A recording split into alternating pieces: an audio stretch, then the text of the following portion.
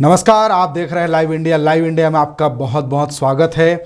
बात करें झारखंड की तो झारखंड में विधानसभा चुनाव का आगाज हो चुका है। तमाम राजनीतिक पार्टियां जो है कि अपने जमीन पर जाके जो है कि वोटरों से उनका नब्ज पकड़ रहे हैं और जानने की कोशिश कर रहे हैं कि झारखंड में क्या चलने वाला है। बात करें झारखंड में जो है कि छात्रों की बात करते करते जो है कि आज वो राजनीतिक में जो है कि पूरी तरह से आ चुकी है। उस पार्टी का नाम है जेलकेम। जेलकेम के आने से जो है कि राजनीतिक समीकरण जो है कि तमाम बड़ी पार्टियों का जो है कि वो समीकरण बिगड़ते हुए नजर आ रहा है। आपको बात करने जा रहा हूं आज के डेट में, आज के तारीख में झारखंड में सनसनी बने हुए हैं जयराम महतो। वैसे तो उन्हें जो है कि लोग टाइगर के भी नाम से पुकारते हैं और आज उनकी जहां भी दहाड़ जा रही है, बड़े बड़े पार्टियों की पसीना छूटते हुए नजर आ रही है। आज हमारे साथ स्टूडियो में खास मेहमान हैं। आगामी विधानसभा चुनाव में काके विधानसभा से प्रत्याशी होने जा रहे हैं। जेलकेम पार्टी से हमारे साथ खास मेहमान है स्टूडियो में रोहित आरके, जो कि इनका आज बता दूं कि वैसे तो परिचय के मोहताज नहीं है पूरे झारखंड में। ये नागपुरी फिल्म इंडस्ट्री के चमकते हुए सितारे हैं रोहित आरके, और लंबे समय से ये फिल्म इंडस्ट्री में थे, लेकिन अब जो है समाज सेवा यानी राजनीति के क्षेत्र में जो है कि पूरी तरह से अब उतर चुके हैं। रोहित जी, सबसे पहले सवाल ये है कि आखिर विधानसभा चुनाव में आपकी पार्टी की और आपकी विधानसभा चुनाव में यदि आप प्रत्याशी होंगे तो आपका क्या खास मुद्दा होगा जो कि आप जनता के बीच में आप जाने वाले हैं? किन मुद्दों को लेकर के आप जनता के बीच में जाने वाले हैं? देखिए, ये जो सवाल है ना, ये सवाल सीधा सीधा है कि हम लोग क्यों आए राजनीतिक में। आखिर आज जयराम कुमार महतो, जिनको कहा जाता है टाइगर जयराम कुमार महतो, वो क्यों आए राजनीतिक में? क्या जरूरत आन पड़ी थी? क्या जरूरत आन पड़ी थी ना। अगर झारखंड में सारी चीजें अच्छी होती, झारखंड की व्यवस्था अच्छी होती, झारखंड में शिक्षा अच्छी होती, बेरोजगारी नहीं होती, सारे लोगों को अच्छा चीज मिलता और झारखंड खुशहाल होता, तो क्या जरूरत पड़ती टाइगर जयराम महतो को आने की? या JLKM, झारखंड लोकतांत्रिक क्रांतिकारी मोर्चा, जो उन्होंने पार्टी बनाई, क्या इसकी जरूरत पड़ती? नहीं पड़ती। वो खुद भी इस बात को बोलते हैं। अगर झारखंड अच्छा होता, ये 24 साल में जितने CM बदले गए हैं, या ये 24 साल में जितनी हमें झारखंड को विकास देना था, जितना डेवलप करना था, वो बिल्कुल नहीं हो पाया। अगर वो हुआ रहता तो हमारी जरूरत पड़ती? मैं फिल्म बना रहा होता जी। जयराम कुमार महतो जो हमारे टाइगर दादा हैं, वो कहीं अच्छा जॉब कर रहे होते हैं, बाकी लोग सब खुशहाल होते। लेकिन आज राजनीतिक में आने का मतलब क्या हुआ? सामने कहीं ना कहीं हम लोगों को बेरोजगारी से झेलना पड़ रहा है, कहीं ना कहीं शिक्षा का अभाव है, बहुत सारी ऐसी चीजें हैं, बहुत से ऐसे मुद्दे हैं जिसपे अगर मैं बोलना चाहूँ ना तो ये लाइव मुझे लगता है 2 घंटे का हो जाएगा। आपकी पार्टी का जो नाम है झारखंड लोकतांत्रिक क्रांतिकारी मोर्चा, तो क्या आप लोग क्रांतिकारी का माहौल बना रहे हैं? क्योंकि झारखंड में जो है आप जिस भी जिला में जाएंगे वहां पे जो है कि जमीन से जुड़ा हुआ कुछ ना कुछ मुद्दा आज भी बरकरार है। देखिए, झारखंड वैसे तो जो है कि अमीर राज्यों में शुमार है। देश में जितने भी राज्य हैं उन राज्यों में जो है कि झारखंड जो है कि अमीर राज्यों में शुमार है, लेकिन आज भी झारखंड के जो मूल निवासी हैं उनके जीवन में आज भी जो है कि बदहाली है, तंगहाली है। उनका जीवन जो है कि आज भी अंधकारमय है। तो ये क्रांतिकारी आपकी पार्टी के नाम के साथ जुड़ता हुआ नजर आ रहा है। लोकतांत्रिक यानी कि लोकतंत्र को बचाते हुए आप लोग क्रांतिकारी जो है कि नीति के साथ में जो है कि झारखंड की जन मुद्दों को उठाने की बात कर रहे हैं। कौन सा वो मुद्दा है जो कि विधानसभा चुनाव में आपका दिखनेगा? स्थानीय मुद्दा है, बेरोजगारी है। आप देखिए आज CGL क्या हुआ? आज जिस स्टूडेंट को लाइब्रेरी में पढ़ना चाहिए, जिस स्टूडेंट को अपने बुक में खोए रहना चाहिए, वो स्टूडेंट आज क्या कर रहा है? आज सड़कों पे घूम रहा है, आज जाकर के CGL के ऑफिस में बाहर धरना प्रदर्शन कर रहा है। तो एक क्रांति है ना। जब तक क्रांति नहीं आएगी तब तक बदलाव नहीं आएगा। हम सारे लोग क्यों आए हैं? बदलाव के लिए। हमारा जितना भी हमारे JB केसेस के हमारे टाइगर जयराम दादा हो गए, मोतीलाल जी हो गए, फरजान खान हो गए, रिजवान क्रांतिकारी हो गए, हम जितने भी JB केसेस के बड़े नेता है, देवेंद्र नाथ महतो हो गए, तो कौन है हम लोग? राजू महतो जी हो गए, कौन है? हम लोग क्रांति कर रहे हैं। क्यों कर रहे हैं? अपने लोगों के लिए। हमारे लोगों को नहीं मिल रहा है जो हमारे लोगों को यहाँ पर अधिकार मिलना चाहिए, हक मिलना चाहिए, नहीं मिल रहा है। जमीन छीना जा रहा है, जमीन छीन करके उनको ना मुआवजा मिल रहा है, ना उनको संसाधन मिल रहा है, ना कोई तरह का साधन मिल रहा है। तभी हम लोग इस क्रांति को लाए हैं और हमारा जो पार्टी का नाम है झारखंड लोकतांत्रिक क्रांतिकारी मोर्चा, लोकतंत्र को बचाने आए हैं। और क्रांतिकारी इसलिए कि हमें क्रांति लाना होगा, ला करके बदलाव लाना होगा। इस बदलाव के लिए हम लोगों ने इस पार्टी को बनाया है। और मैं तो धन्यवाद करना चाहूंगा हम सारे युवाओं का, जो युवा आज इस बात को समझ रहे हैं। आज टाइगर जयराम महतो जो दादा है हमारे, उनकी भाषणों से, उनकी विचारधारा से लोग जुड़ रहे हैं। और जो लोग नहीं बोलने जानते थे, आज वो चढ़ के बोलते हैं, अपने हक के लिए लड़ रहे हैं। तो यही सब बहुत सारी चीजें हैं, बहुत सारी बातें, बहुत सारे मुद्दे हैं। आज आप खुद भी देख रहे हैं कि झारखंड में क्या हो रहा है। 24 साल हो गया, मैं जिस इंडस्ट्री से, फिल्म इंडस्ट्री से आता हूं, उसका भी कहाँ विकास हुआ है? किस चीज का विकास हुआ है? आप बताइए ना। कोई सारी चीज ऐसी, बहुत सारी चीजें हैं जिसका विकास नहीं हुआ। रोहित जी, झारखंड की स्थिति और परिस्थिति जरा अलग है। झारखंड में हुआ ये कि इस 24 साल, जैसे आज बात करें तो बिहार से झारखंड जो है 2000 ईस्वी में अलग हुई थी, और अलग होने के बाद जो है कि आज 2024 वर्तमान में हम लोग चल रहे हैं। बात करें इस 24 साल में जो है कि अगर सैद्धांतिक नियम से, अगर लोकतांत्रिक हिसाब से देखा जाए तो हर 5 साल में चुनाव होता है। बिल्कुल 5 साल में, तो 5 साल में यदि चुनाव होता तो झारखंड में जो मौजूदा जो विधायक, मंत्री, मुख्यमंत्री होते वो 5 होते। लेकिन स्थिति और परिस्थिति झारखंड में कभी भी राजनीतिक स्थिर नहीं रही, और इसके वजह से जो है कि 12 से 13 मुख्यमंत्री बदले गए। तो बात रहा कि आखिर कौन सी वजह है 12 से 13 मुख्यमंत्री बने झारखंड में, उसके बावजूद जो है कि झारखंड की जो समस्याएं हैं वो दूर नहीं हुई। वजह क्या रही? क्या नेताओं के अंदर में विजन की कमी है, सोच की कमी है, या फिर अपना पेट और अपना झोला बड़ा कर लिए हैं? वजह क्या है? देखिए, ये जो आपने सवाल किया बहुत अच्छा सवाल है। और क्योंकि सीधी सीधी बात है, 24 साल में 5 सीएम ही होने चाहिए और 13 सीएम बदले गए जी। तो इसका कारण क्या है? सीधा सीधा बात है कि जितने नेता, मैं सबको नहीं बोलूंगा कि सारे नेता एक जैसे हैं। कुछ नेता बहुत अच्छे भी हैं, कुछ नेताओं ने बहुत अच्छा काम भी किया है, कुछ नेता ऐसे हैं जिन्होंने सिर्फ और सिर्फ अपने पॉकेट को गर्म किया है, कुछ नेता ऐसे हैं जिन्होंने आदिवासियों को बहकाया है, हमारे दलित समाज को बहकाया है, हमारे कुर्मी समाज को बहकाया है। सच्चाई है, कुछ नेता ऐसे हैं जिन्होंने अपने पॉकेट को गर्म किया है।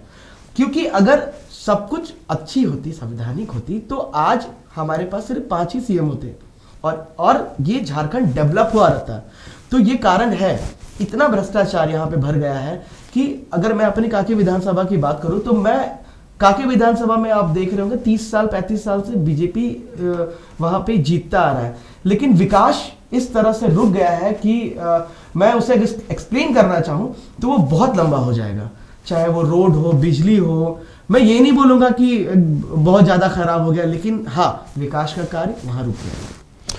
तो आपका कहना है कि विकास जो है कि नजर नहीं आ रहा है। तो आखिर नजर झारखंड में आ क्या रहा है? सीधी सीधी बात है, अब 2024 ये एक बदलाव का दौर है। 2024 में बदलेगी दुनिया, क्योंकि तीसरा विकल्प नहीं था ना। अब हम लोग की पार्टी के आने से ये तीसरा विकल्प हो गया है, और तीसरा विकल्प लोग देख रहे हैं, लोग समझ रहे हैं।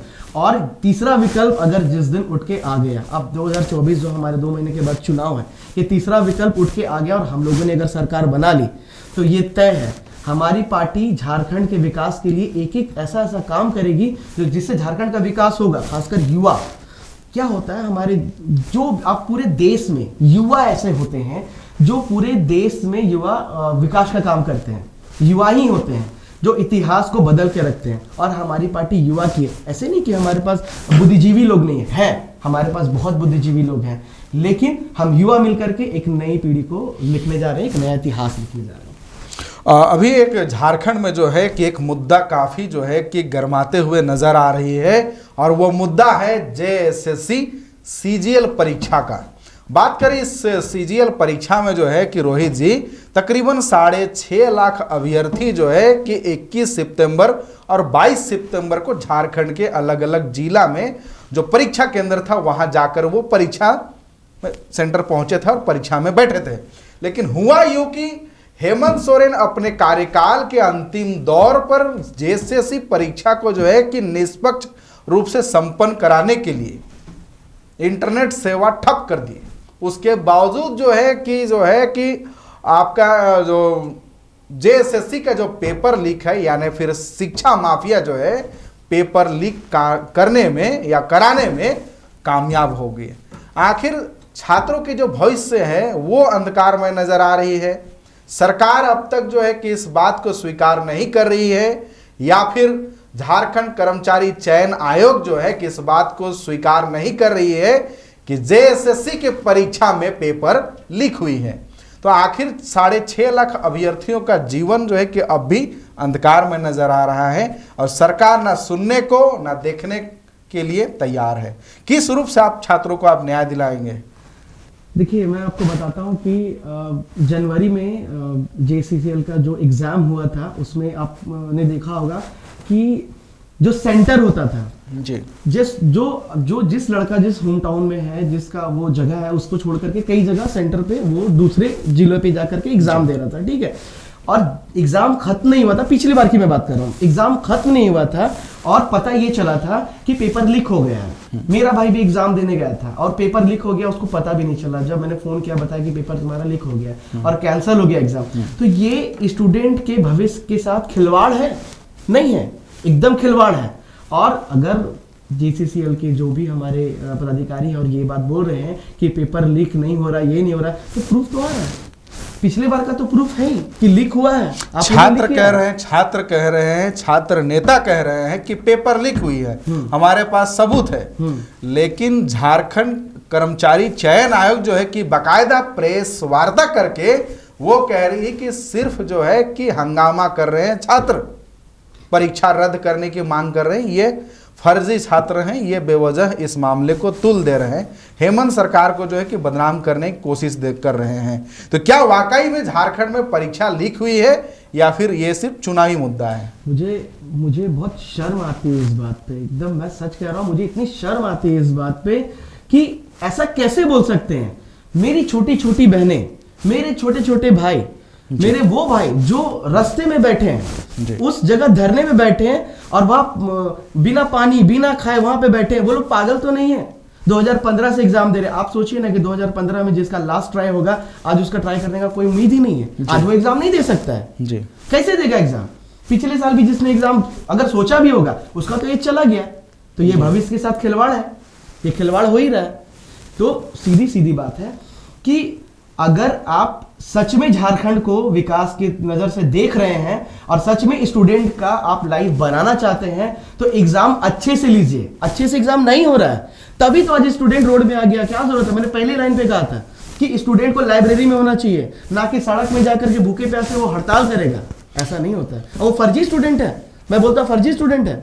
वो सारे स्टूडेंट को मैं बता दूंगा वो फर्जी स्टूडेंट नहीं है, उन्होंने एग्जाम दिया है, वो झेले हैं, वो पढ़ते हैं, न जाने कहाँ से आके रूम लेके छोटी छोटी रूमों में आके रहते हैं, खाना ठीक से नहीं खाते हैं, ना ही उनके पास कोई व्यवस्था होती है, ना ही बहुत पैसा होता है। किसी का पिताजी किसान है, किसी का पिताजी ऑटो चला रहा है, किसी का पिताजी कहीं पर रोजगारी कर रहा है, और वो बच्चे आकर के आप एग्जाम दे रहे हैं और उनका पेपर लीक हो जा रहा है। यानी कि सरासर जो है कि पुलिस प्रशासन या फिर सरकार के नाक के नीचे जो है शिक्षा माफिया कदाचार करवाने में कामयाब हो जा रहे हैं।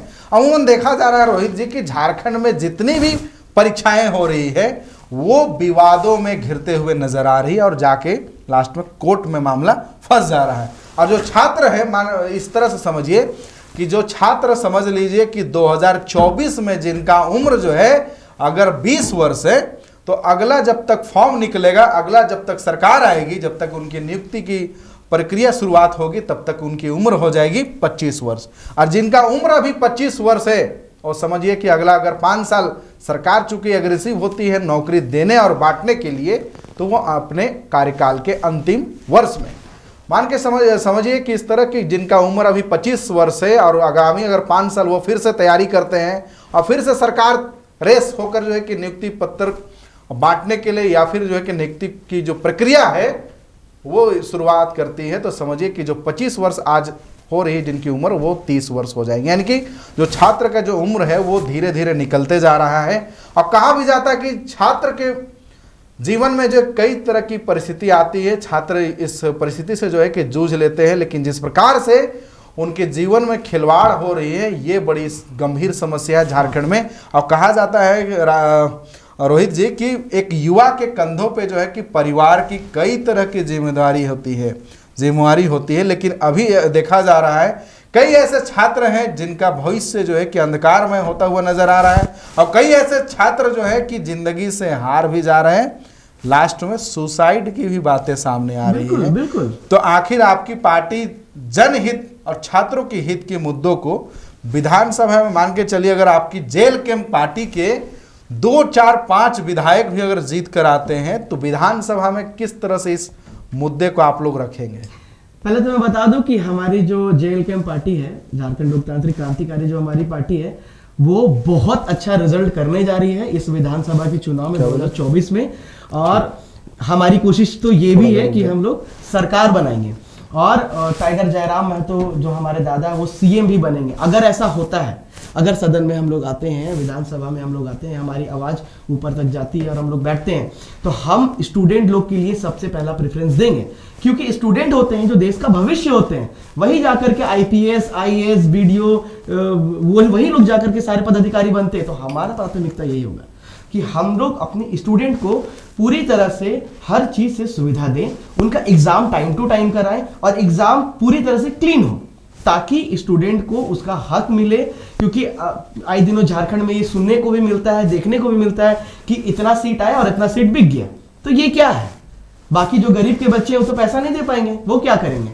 तो हमारी पार्टी इसके लिए लड़ाई कर रही है। और हमारी पार्टी, आप खुद भी देख रहे होंगे, देवेंद्र नाथ महतो उनको छात्र नेता कहा जाता है, हमारे टाइगर जयराम महतो दादाजी को भी छात्र नेता कहा जाता है। चलिए रोहित जी, हम एक छोटा सा ब्रेक लेते हैं और जनहित से जुड़ी तमाम मुद्दों पर हम चर्चा करेंगे। इस वक्त हमारे साथ में कांके विधानसभा के भावी विधायक प्रत्याशी हैं रोहित आर्के, हम इनसे जुड़ेंगे, बात करेंगे। मिलते एक छोटी सी ब्रेक के बाद, बने रहें।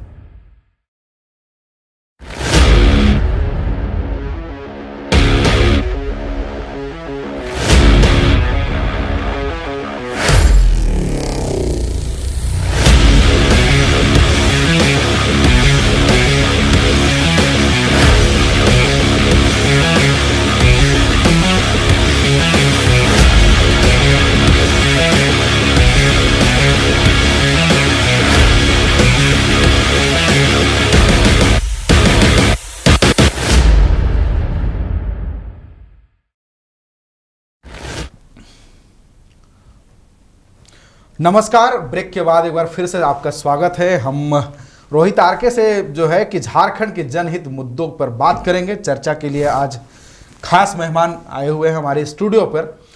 रोहित जी, चुनाव बेहद नज़दीक है। झारखंड में जो है कई तरह की योजनाएं जो है कि चल रही है, लेकिन एक खास योजना है जो कि आज चर्चा का विषय बना हुआ है।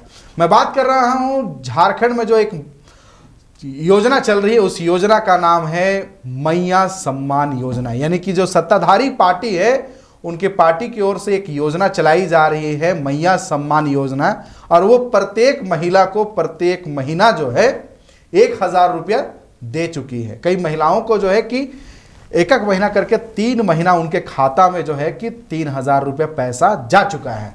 वहीं सत्ता से बाहर जो भाजपा है यानी विपक्षी पार्टी, वो सत्ता में वापसी के लिए जो है कि झारखंड के लोगों को एक झारखंड में जो है कि महिलाओं को अपने पार्टी की ओर आकर्षित करने के लिए जो है कि 2500 रुपये, माफ कीजिएगा 2100 रुपया गोगो दीदी योजना के माध्यम से देने जा रहे हैं, चुनावी सौगात। आप इसको किस रूप से देखते हैं? पहले कहा जाता था कि हमारे देश में और हमारे राज्य भी इस बात से अछूता नहीं है कि झारखंड में भी जो है कि रातों रात या फिर चुनाव से ठीक 1-2 दिन पहले या फिर पर्दे के पीछे पहले जो है लिफाफा बांटा जाता था, नोट बांटा जाता था। क्या चुनाव से ठीक पहले, जैसे हेमंत सोरेन जब से जेल से बाहर आए हैं और उसके बाद देखा जा रहा है कि मैया सम्मान योजना का जो है कि एकदम पूरे झारखंड में जो है कि जिस हिसाब से प्रचार प्रसार किया जा रहा है, तो लग रहा है कि झारखंड सरकार के पास में चुनावी मैदान में जाने के लिए कोई भी मुद्दा नहीं है। जिस प्रकार से मैया सम्मान यात्रा निकाली जा रही है, तमाम झारखंड के जिला में जो है कि ये कार्यक्रम सरकारी खर्चे पे की जा रही है। जितने भी बड़े नेता हैं कैबिनेट के झारखंड सरकार के, वो इस मैया सम्मान यात्रा में जा रहे हैं और शेरनी के रूप में दहाड़ते हुए नजर आ रही है कल्पना सोरेन, यानी कि गांडे की जो विधायिका है कल्पना सोरेन और सीएम हेमंत सोरेन की पत्नी। और दूसरी ओर वहीं जो है कि भाजपा जो है कि गोगो दीदी 2100 रुपया देने जा रही है। इन दोनों योजनाओं को आप किस रूप से देखते हैं? क्या झारखंड की जनता को चुनाव से ठीक पहले दोनों ही पार्टी लॉलीपॉप देने जा रही है, या फिर सच्चाई में सच में जो है कि पार्टी जो है या फिर सत्ताधारी सरकार जो है झारखंड की महिलाओं का हित चाहती है? किस रूप से देखते हैं? एकदम बहुत अच्छा सवाल आपने किया और मैं सोच रहा था कि इस मुद्दे पे मैं आपसे बात करूंगा। मैया सम्मान योजना जी, अभी मैया सम्मान योजना को 3 महीना, आपने कहा कि 3 महीना पैसे इनके जा चुके हैं और बाकी बचे हुए और कितने महीने, 2 महीने बचे, 2 महीने और पैसे जाएंगे, 5 महीने हो गया। अब इनको आप माइनस कीजिए, 60 महीने होते हैं ना 5 साल में जी, आप 60 महीने में माइनस कीजिए, बाकी के जो 55 महीने के पैसे हैं वो पैसे कौन देगा? जी। आप अगर देना था मैया सम्मान योजना, मैं बोलता हूं कि जिनको मिल रहा है हाथ जोड़ के मैं उनसे विनती करता हूं आप लीजिए, ऐसा नहीं कि आप मत लीजिए, बिल्कुल लीजिए। लेकिन मैं बोलना चाहता हूं कि 60 महीना आपको देना था ना। आप जब पार्टी में आप जब अनाउंसमेंट कर रहे हैं, जब आप बात कर रहे हैं इस चीज की, जब आप मैया सम्मान को आप सम्मान दे रहे हैं, तो बाकी के 55 महीने कहां गए? उनको भी देना था। आप 55,000 और डाल दीजिए हर महीने, हर मेरी माँ मेरी बहनों को 55,000 और डाल दीजिए। ये चुनाव से 2 महीने 3 महीने पहले आप दे करके ये चुनाव के लिए आप डेटा साबित करना चाह रहे हैं, ये क्या, ये तो गलत है। मैं और एक बात बोलना चाहूंगा, 3 महीना पहले आपने 3 महीना आपने दिया इनको मैया सम्मान योजना, आपने 3 महीना 1,000 करके दिया, बाकी के 55 महीने आप उन्हीं के घर में उन्हीं के बेटे को बेरोजगार रखते हैं जी। ये कहाँ का न्याय है? दूसरी तरफ हमारे जो विपक्षी पार्टी है बीजेपी के, वो गोगो दीदी योजना लाते हैं जी। उनका कहना है कि गोगो दीदी योजना शायद वो सत्ता में आने के बाद वो करेंगे। तो मतलब मैं इसको क्या समझूं? इसको मैं ये समझूं कि उनको डेटा कलेक्ट कर रहे हैं अभी फॉर्म भरवा करके, या फिर वो लालच दे रहे हैं? सीधी सीधी बात है, पब्लिक भी ये बात समझ रही है कि आपको ये बात बोला जा रहा है कि आप हमको वोट दीजिए, हम आपको सम्मान देंगे। ऐसा होता है? वो हक का पैसा है। आखिर जो वर्तमान में जो सत्ताधारी पार्टी है वो गोगो दीदी, और माफ कीजिएगा मैया सम्मान योजना, या फिर जो विपक्षी पार्टी है गोगो दीदी योजना लेकर आ रही है। आखिर जो झारखंड के जो भैया है या फिर युवा है, उनके लिए कोई योजना नहीं है। उनको बेरोजगार रखा गया ना। आखिर ये कैसी विचारधारा? नहीं, उनको बेरोजगार रखा गया ना। आप 55 महीने आप जिस माँ को 1,000 रुपए दे रहे हैं, उसका बेटा 55 महीने से बेरोजगार है। आपकी सरकार बनने के बाद आपने उसका क्या किया? आपने कहा था कि हाँ बेरोजगारी मिटाएंगे, 3 लाख हम रोजगार देंगे। कहाँ है? कहाँ रोजगार है? मेरी पार्टी एग्रेसिव पार्टी है, हमारे जो सुप्रियो है हेमंत सरकार ने कहा था अपने चुनावी मैनिफेस्टो में कि अगर हमारी पार्टी की सरकार अगर आती है तो हम 5 लाख युवाओं को नौकरी देंगे, नियुक्ति देंगे। अगर 5 लाख अगर नियुक्ति की बात करें तो 5 साल में 25 लाख नियुक्ति होती है। चलिए मान के चलिए कि बीच में 1-2 साल जो है कि झारखंड भी उससे प्रभावित रहा कोरोना से, तो बाकी अगर बात करें 3 साल तो काम करने का कार्यकाल मिला, तो 3 साल में कम से कम 15 लाख तो नियुक्ति मिलना चाहिए यहाँ के स्थानीय युवाओं को। लेकिन बात करें कि अब जो है कि हेमंत सोरेन की कार्यकाल की अब अंतिम दौर पर है, जुम्मे जो है कि 15 दिन बचा हुआ है।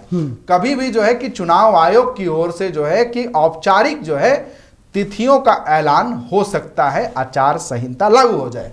तो बात करें कि हेमंत सरकार जो है कि हेमंत सोरेन खुद जो है आंदोलनकारी के बेटे हैं। उनके पिताजी का अगर इतिहास देखा जाए श्री शिबू सोरेन जी का, तो उनका इतिहास ही है आंदोलनकारी नेता के रूप में। एक आंदोलनकारी के बेटे अगर सूबे के मुखिया हैं तो जाहिर सी बात है कि वो झारखंड के गली और यहाँ की गांव से वाकिफ हैं, यहाँ के मूल निवासियों की समस्याओं से वो अवगत है। उसके बावजूद इस 5 सालों में आप झारखंड की अगर बात करें तो आए दिन आप अगर जाएंगे राजभवन के पास से अगर गुजरेंगे तो पूरे झारखंड के अलग अलग जितने भी जिले से लोग जो है कि वहां आते हैं और जिनकी नियुक्ति जो है कि वो कॉन्ट्रैक्ट बेसिस पे हैं, वो वहां पर आंदोलन करते हैं कि हमारा जो है कि परमानेंट किया जाए, वेतनमान बढ़ाया जाए। अलग अलग मुद्दों को लेकर राजभवन के पास धरना प्रदर्शन करते हैं। बात रहे कि इस 5 साल के आखिरी दौर पर जो है कि जो JSSC के परीक्षा के जो परीक्षार्थी हैं वो भी आंदोलन कर रहे हैं, बापू वाटिका के पास बैठ करके वो सत्याग्रह आंदोलन कर रहे हैं। तमाम झारखंड में अलग अलग मुद्दा है। चलिए जाते जाते, समय के अभाव है, अगर आपको कांके विधानसभा से पार्टी अगर प्रत्याशी बनाती है तो कौन सा वो मुद्दा है जिसको लेकर आप जनता के बीच में जाएंगे? इससे पहले मैं आपको बता दूं कि आपने शिबू सोरेन जी का नाम लिया, मैं उनको नमन करता हूँ, प्रणाम करता हूँ। वो है क्रांतिकारी और वो अच्छे भी हैं। और बात रही बेरोजगारी की कि अगर जो 15 लाख की बात कर रहे हैं, जो 2 साल पहले तो कोरोना हो गया, 2 साल कोरोना में चला गया, 3 साल बचा और 15 लाख जो वैकेंसीज की बात की, अगर ये अच्छा होता तो CGL अच्छा होता। CGL में लोगों को अभी तक जॉब मिल गई होती। अगर रोजगार मिलता तो आप JPSC देख रहे हो, JPSC में भी कितने लोगों को रोजगार मिल गई होती। तो बहुत सारी चीजें हैं। और बात रही मेरे कांके विधानसभा की, तो मेरे कांके विधानसभा में अगर मैं बोलने पे आऊँ, स्पीच पे आऊँ और मैं वहाँ के मुद्दे पे जुड़ूँ, अगर मैं वहाँ के विकास पे बात करूँ और वहाँ की चीजों के बात करूँ, तो ये लाइव और 1 घंटा जाएगा। तो मैं सीधा सीधा बोलना चाहता हूँ कि मेरे कांके विधानसभा में मैं सीधी सीधी बात है, अपना स्टूडेंट यूनियन ग्रुप है हम लोगों का, हम लोग सब स्टूडेंट लोग हैं, तो मैं शिक्षा पे ज़्यादा फोकस करूंगा, मैं स्वास्थ्य पे ज़्यादा फोकस करूंगा। वहाँ रह रहे लोगों को बहुत सारी तकलीफें हैं, कहीं पे सड़कें नहीं बनी है, कहीं सड़कों का चौड़ीकरण नहीं हुआ है, बिजली की समस्या है, बहुत सारी समस्या है। तो मैं अगर कांके विधानसभा में आता हूं और मुझे उम्मीदवार घोषित किया जाता है तो मैं अपने कांके विधानसभा में हर एक मुद्दे को उठाऊंगा, चाहे वो रोड हो, बिजली हो, सड़क हो, शिक्षा हो, आपका जितने भी वहाँ पे घर हैं, जितने भी लोग रह रहे हैं, जितनी भी जमीन की प्रॉब्लम है, स्थानीयता प्रॉब्लम है, उन सारी चीज़ों को लेकर मैं लड़ूंगा। देखा जा रहा है कि कांके क्षेत्र में जो है क्योंकि कांके विधानसभा क्षेत्र जो है काफ़ी लंबा चौड़ा है, उस क्षेत्र में जो है कि शिक्षा का जो व्यवस्था है, बात रहा कि स्कूल तो है, 10th तक स्कूल है, चाहे सरकारी हो चाहे प्राइवेट हो, लेकिन डिग्री कॉलेज की अभाव है। दूसरा एक उस क्षेत्र में जो है कि एक समस्या, जन समस्या ये है कि उस क्षेत्र में जो है अब तक कोई बड़ा अस्पताल नहीं है। लोगों को जो है कि जिला मुख्यालय आना पड़ता है, और जिला मुख्यालय में आप झारखंड के वासी हैं तो आप समझ सकते हैं कि झारखंड में 2 बड़ी हॉस्पिटल है, एक है रिम्स है, दूसरा सदर अस्पताल। अगर किसी के जीवन अगर खतरे में है, मान के चलिए किसी की अगर हालत जरूरत से ज़्यादा अगर गंभीर हो जाता है तो समझिए कि रिम्स आते आते वो प्राण त्याग देगा। तो स्वास्थ्य की समस्याओं को दूर करने के लिए आप किस तरह से आवाज उठाएंगे? देखिए मैं स्वास्थ्य और शिक्षा। हाँ, मैं आपको बताता हूँ कि जो हमारा कांके विधानसभा है ना, वो कोकर से लेकर के मैक्लुस्कीगंज तक है, खलारी तक वो आता है जी। तो बड़ी आबादी है। तो जो बरियातू है, वो जो रिम्स हमारा है वो कांके विधानसभा में ही आता है, लेकिन क्योंकि वो डिस्टेंस बहुत ज्यादा है, क्योंकि खलारी से अगर वहां से लोग अगर आते हैं तो अगर इमरजेंसी होता है और यहाँ पे आते हैं तो सच्चाई है, आपने कहा कि वो उनका प्रॉब्लम हो जाता है और बचना थोड़ा सा मुश्किल हो जाता है। तो मेरी कोशिश ये रहेगी, हमारे पास 3 प्रखंड है, खलारी प्रखंड है, बुढ़मू प्रखंड है और कांके प्रखंड है।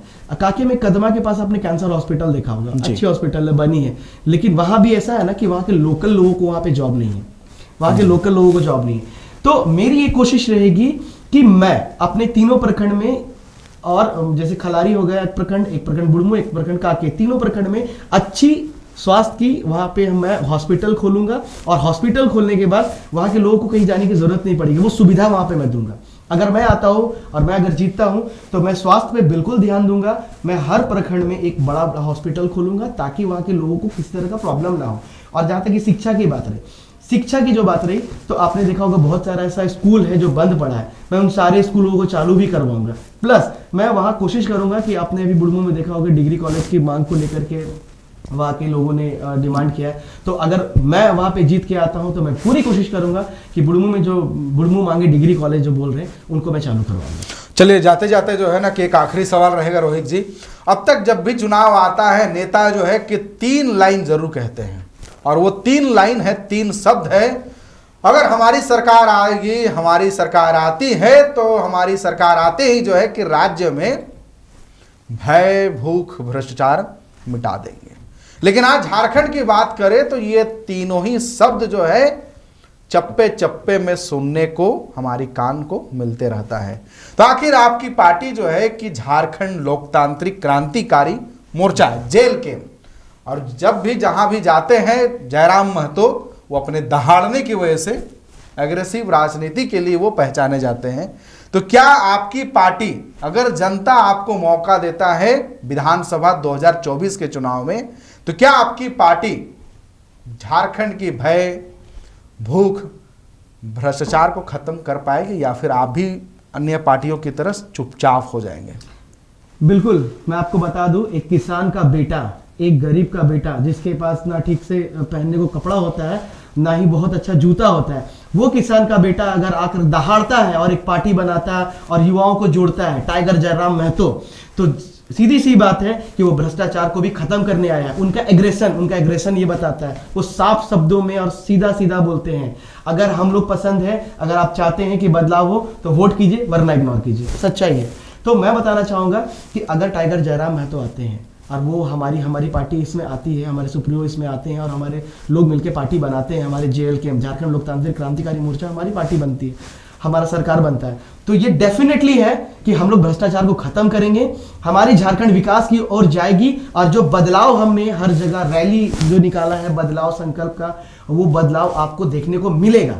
क्यों मिलेगा? क्योंकि हम लोग सताए हुए लोग हैं, हम लोग वो लोग हैं जिनको अपना अधिकार हम लोग को नहीं मिला, हम लोग को अपना जो हम लोग जो डिमांड करते हैं, जो हम लोग को चाहिए होता है, जो हमारा हक है, वो हमें नहीं मिला है। तो हम इसीलिए हम लोग इस राजनीतिक में आए हैं और हमारे सुप्रीमो आए हैं और हमारे बाकी लोग आए हैं ताकि हम इस चीज को बदल सके। ये जुमलाबाजी नहीं होगा संजय जी, ये जुमलाबाजी नहीं है, ये सच्चाई है, ये फैक्ट है। लोग आज हमसे जुड़ रहे हैं, कई सारी पार्टियों में लोग पैसा देके जुड़ते हैं, ये फंड दे दिए और हमको ये पद दीजिए। नहीं, हमारी पार्टी में ऐसा नहीं है। हमारी पार्टी में लोग विचारधारा से आ रहे हैं, हमारी पार्टी में लोग हमें देख के आ रहे हैं, हमारी सोच को समझ रहे हैं, वो जान रहे हैं कि हम लोग अगर आते हैं, माँ मिट्टी की हम लोग बात करते हैं। आपकी पार्टी में वैसे नेताओं की भी इज्जत है क्या जो अन्य पार्टी में होती है?